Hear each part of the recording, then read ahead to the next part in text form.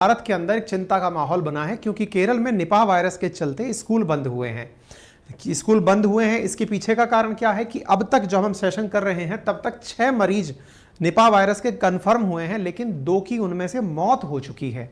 यानी कि संख्या मरीजों की इतना तेजी से नहीं बढ़ रही जितना तेजी से मरने वालों की। यानी कि एक लाइन में कहा जाए तो संक्रमण धीरे है लेकिन फैटेलिटी यानी जो मृत्यु दर है इसकी वजह से वो ज्यादा है।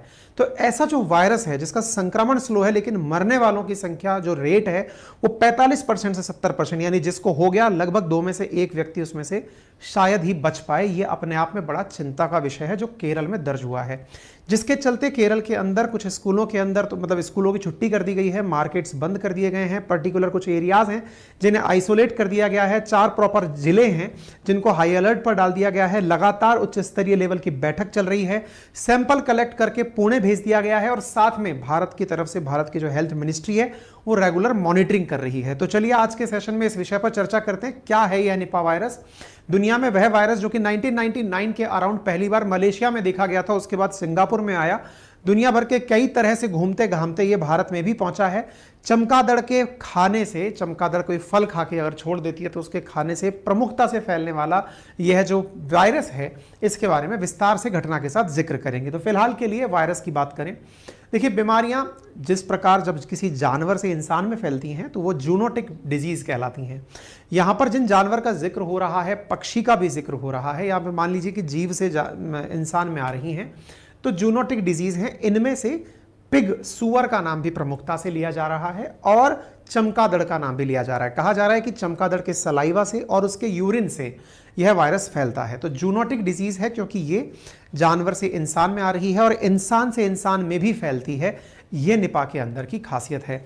निपाह वायरस जिसके लिए आज हम अपना ये सेशन कर रहे हैं उसे सुर्खियों में जगह इस प्रकार से सितंबर की है, जो अपडेट होकर यह नंबर 6 तक पहुंच गया है, 15 सितंबर तक, नंबर 1। और दूसरा 789 लोग ऐसे हैं जिनको कि अंडर वॉच रखा गया है क्योंकि ये उन क्षेत्रों में थे।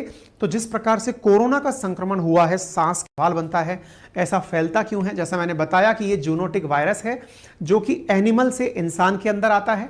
डेंजरस क्यों है? क्योंकि इसकी फैटेलिटी बहुत ज्यादा है, इससे मरने वालों की संख्या बहुत ज्यादा होती है। फैलता कैसे है? तो चमगादड़ के पेशाब या लार से, जो कि फलों के अंदर, कई बार आपने देखा होगा जैसे हमारे घर में अमरूद का पेड़ लगा हुआ है, केले के पेड़ लगे हुए हैं, कई बार आपने देखा होगा कि जो फल होता है ना उसे कटा हुआ देखा जाता है। कि कई बार आप सुबह उठकर देखेंगे अपना फल, जो पका हुआ फल है उसमें ऐसा लगता है किसी ने खा लिया है इसे।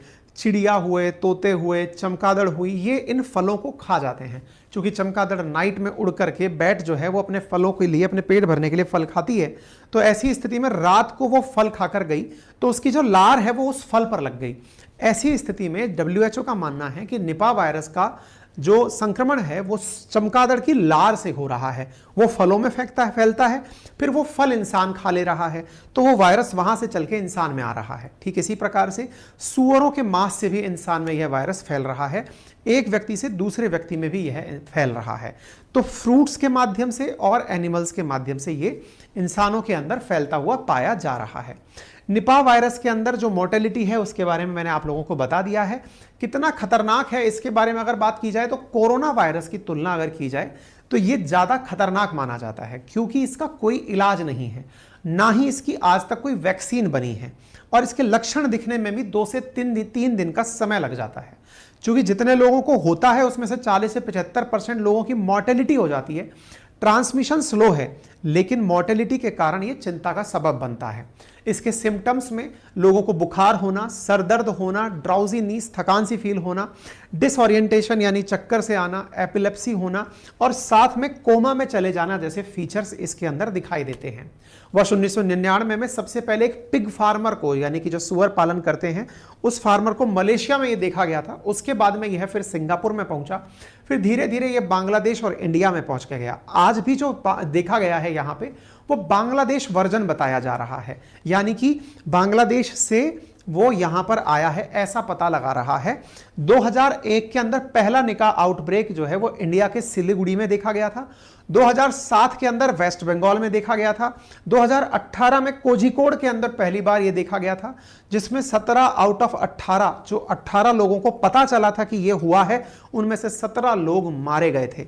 18 में से 17। आप सोच सकते हैं मोर्टेलिटी कितनी है। ट्रांसमिशन टचवुड की इतना तेजी से नहीं है जैसे कि कोरोना से होता है। ऐसे ही 2019 के अंदर एर्नाकुलम के अंदर एक पेशेंट रिकवर हो गया था इससे। 2021 में एक पेशेंट रिकॉग्नाइज हुआ था और वो डाई हुआ। 2023 में 4 केस रिपोर्टेड हुए हैं, 2 फैटेलिटीज हैं। यही संख्या बढ़कर के अब 6 तक पहुंच गई है, ठीक है ना। 2002 में चमगादड़ से फैले सार्स ने भी दुनिया भर में 774 मौतें पहुंचाई थी, जिसके अंदर चमगादड़ से बिल्ली और इंसानों तक सार्स वायरस पहुंचा था। चमगादड़ से बहुत सारी बीमारियां फैलती। ये केरला की हेल्थ मिनिस्टर हैं, इन्होंने बकायदा इस बारे में बताया कि क्या क्या तैयारियां की जा रही हैं, किस प्रकार से लोगों को चेक किया जा रहा है कि किसके पास में ये लक्षण मिल सकता है, उनकी चेकिंग चल रही है। कोझिकोड मेडिकल कॉलेज के अंदर भी एक टीम वायरस की जांच के लिए गांवों के अंदर जो सुपारी और अमरूद के जो पेड़ लगे हुए हैं उनके सैंपल कलेक्ट कर रही हैं, और बांग्लादेशी वेरिएंट है ये बात अब तक पता चल चुकी है, ठीक है ना। पीआईबी की अगर खबर को देखें तो भारत की जो इंडिया मतलब केंद्र सरकार की तरफ से जो यूनियन मिनिस्टर हैं वो भी इस घटना का रिव्यू कर रहे हैं।